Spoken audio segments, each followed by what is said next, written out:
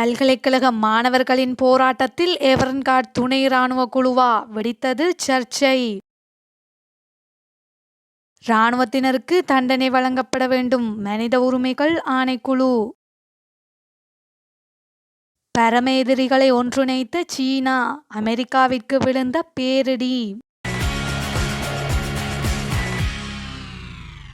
தென்னிலங்கையில் இடம்பெற்ற போராட்டத்தை அடக்குவதற்கு எவரன்கார்ட் நிறுவனத்தின் துணை இராணுவ குழுக்கள் பயன்படுத்தப்பட்டிருக்கலாம் என்ற பாரிய சந்தேகத்தை தேசிய மக்கள் சக்தி எழுப்பியுள்ளது. எனவே அவர்கள் கோட்டாபய ராஜபக்ஷவினால் பயன்படுத்தப்பட்ட கடல் பாதுகாப்பு துணை இராணுவ குழுவான எவரன்கார்ட் துணை இராணுவ குழுவாக இருக்கலாம் என்று அக்கட்சியின் தலைவர் அனுரகுமார திசாநாயக்க சந்தேகம் வெளியிட்டுள்ளார். உத்தியோகபூர்வ இராணுவம் ஆயுதங்கள் மற்றும் தடிகளை எடுத்துச் செல்லும் போது சரியான நீளம், வடிவம் மற்றும் நிறத்துடன் நிலையான தடிகளை எடுத்துச் செல்ல வேண்டும். ஆனால் இந்த போராட்டத்தில் தடுப்பு நடவடிக்கையில் ஈடுபட்டிருந்த இராணுவத்தினரோ அவர்கள் பயன்படுத்திய ஆயுதங்கள், தடிகள் என்பன அவ்வாறு காணப்படவில்லை எனவும் அவர் சந்தேகத்தை எழுப்பியுள்ளார். எனினும் அரசாங்க எதிர்ப்பாளர்களை தடுக்க வருவோரால் நாட்டில் உள்ள இராணுவத்தினருக்கு அவமானம் ஏற்பட்டுள்ளது என்று அவர் தெரிவித்துள்ளார். எவரன்கார்ட் நிறுவனமே இந்த வகையான துணை இராணுவ குழுக்களை வைத்திருந்தது என்றும் அனுரகுமார சுட்டிக்காட்டியுள்ளார். இதேவேளை போராட்டங்களை கட்டுப்படுத்த வந்த இராணுவ குழுக்களை உத்தியோகபூர்வ அரசாங்க இராணுவம் என உறுதிப்படுத்த முடியாது என இராணுவ பேச்சாளரும் தெரிவித்துள்ளதாகவும் செய்தி வெளியாகியுள்ளது. கடந்த 7ஆம் திகதி கொழும்பு பல்கலைக்கழகத்திற்கு முன்பாக பல்கலைக்கழகங்களுக்கு இடையிலான மாணவர் ஒன்றியம் நடாத்திய போராட்டத்தை கலைக்க வந்த இராணுவத்தினரின் கைகளில் இரும்பு மற்றும் மரத்தடிகள் இருந்ததா என்பதை கண்டறிய இலத்திரனியல் தடயவியல் விசாரணை ஆரம்பிக்கப்பட்டுள்ளதாக இராணுவ பேச்சாளர் பிரிகேடியர் ரவி ஹேரத் தெரிவித்துள்ளார். இராணுவத்தினர் குழு ஒன்று இரும்பு மற்றும் மரத்தடிகளை எடுத்துச் செல்லும் புகைப்படம் சமூக ஊடகங்களில் பரவியதன் அடிப்படையில் விசாரணைகள் ஆரம்பிக்கப்பட்டுள்ளதாகவும் அவர் தெரிவித்துள்ளார். அனைத்து புகைப்படங்களும் பின்பகுதியில் இருந்து எடுக்கப்பட்டவை என்பதால் அதன் நம்பகத்தன்மையை தெளிவாக உறுதிப்படுத்த முடியாது என்றும், புகைப்படத்தில் இராணுவ வீரர்கள் கையில் தடிகளை பிடித்துள்ளனர் என்று உறுதியாக கூற முடியாது என்றும் அவர் தெரிவித்துள்ளார். அந்த படம் பழைய படமா அல்லது அன்றைய தினமே எடுக்கப்பட்ட படமா என்பதை சரிபார்க்க அதிக நேரம் எடுக்கும் என்று குறிப்பிட்டுள்ளார் என்பதும் சுட்டிக்காட்டத்தக்கது. தேவையான மாற்றங்கள் நிகழாதவரை இலங்கையின் பொருளாதாரத்தில் முன்னேற்றம் ஏற்படாது என அமெரிக்காவின் ஜான் ஹாப்கின்ஸ் பல்கலைக்கழகத்தின் பேராசிரியரான ஸ்டீவ் ஹான்கே தெரிவித்துள்ளார். ஊடகம் ஒன்றுக்கு வழங்கிய நேர்காணலில் இந்த விடயத்தை தெரிவித்துள்ளார். மேலும் தெரிவிக்கையில், இலங்கையில் நிறுவன ரீதியிலான சீர்திருத்தங்கள் அவசியம். இல்லையெனில் கிடைக்கவுள்ள சர்வதேச நாணய நிதி பிணையெடுப்பு இலங்கையின் பொருளாதாரத்துக்கு உதவுவது சந்தேகமாகும். எனவே நீண்டகால கடன் நிலைத்தன்மையை அடைவதற்கான முயற்சியில் இலங்கையில் நிறுவன ரீதியிலான சீர்திருத்தங்கள் தேவை. இலங்கையில் உயர்மட்ட அரசியலில் உள்ள பெரும்பாலான ஆளுமைகள் பல ஆண்டுகளாக இருந்ததைப் போலவே இன்றும் உள்ளனர். கடந்த 1965ஆம் ஆண்டு முதல் 16 தடவைகளாக சர்வதேச நாணய நிதியத்தின் உதவியை இலங்கை பெற்றுக்கொண்டது. எனினும் அவை அனைத்தும் தோல்வியடைந்தன. பிணையெடுப்பு எதிர்பார்ப்பது தற்காலிக நிவாரணத்தை மாத்திரமே கிடைக்கச் செய்யும். எனினும் நீண்ட காலத்திற்கு இது உதவாது என மேலும் தெரிவித்துள்ளார். மனித உரிமை மீறல்களில் ஈடுபட்ட இராணுவத்தினருக்கு தண்டனை வழங்காமை மற்றும் அரசியலமைப்பு சீர்திருத்தம் தொடர்பில் மனித உரிமைகள் ஆணைக்குழு தனது அதிருப்தியை வெளியிட்டுள்ளது. சர்வதேச உடன்படிக்கையின் ஏற்பாடுகளான சிவில் மற்றும் அரசியல் உரிமைகள் தொடர்பிலான மீள்வாய்வு கூட்டத்தில் குறித்த விடயம் தெரிவிக்கப்பட்டுள்ளது. இதேவேளை அரசியலமைப்பு பேரவை மற்றும் சுயாதீன ஆணைக்குழுக்கள் மீதான தலையீடுகள் தொடர்பிலும் மனித உரிமைகள் மீளாய்வு குழு தனது கவலையை வெளியிட்டுள்ளது. அதே சமயம் உள்நாட்டில் இடம்பெயர்ந்தவர்களை மீள்குடியேற்ற இராணுவத்தின் கட்டுப்பாட்டில் இருந்த 92% தனியார் காணிகள் முறையாக உரிமையாளர்களுக்கு விடுவிக்கப்பட்டமைக்கு மனித உரிமைகள் ஆணைக்குழு தனது பாராட்டினையும் தெரிவித்துள்ளது. உள்ளூராட்சி தேர்தலுக்கான நிதி விடுவிப்பு தொடர்பில் உயர்நீதிமன்றம் வழங்கிய இடைக்கால தடையுத்தரவை ஆளும் கட்சியினர் நாடாளுமன்ற சிறப்புரிமை மூலம் விமர்சனம் செய்வது முற்றிலும் தவறானது. இவ்வாறு பேராசிரியர் ஜி.எல். பீரிஸ் தெரிவித்துள்ளார்.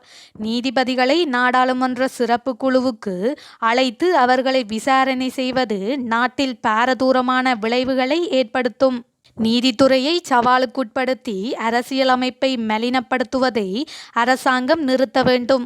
உள்ளூராட்சி தேர்தல் குறித்து உயர் நீதிமன்றத்தால் விசாரணைக்கு எடுத்துக்கொள்ளப்பட்ட ரிட் மனுக்களை இடைநிறுத்த வேண்டும்.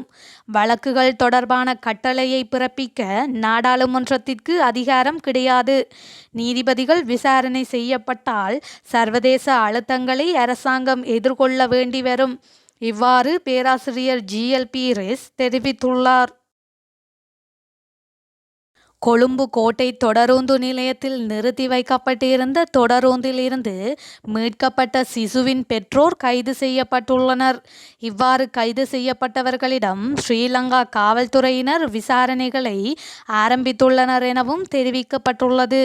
இந்த சம்பவம் தொடர்பில் மேலும் தெரிய வருகையில், கொழும்பு கோட்டையிலிருந்து மட்டக்களப்பு நோக்கி பயணிக்க இருந்த பாடுமீன் தொடருந்தின் கழிப்பறையில் இருந்து கைவிடப்பட்டிருந்த நிலையில் சிசு ஒன்று நேற்றிரவு மீட்கப்பட்டுள்ளது.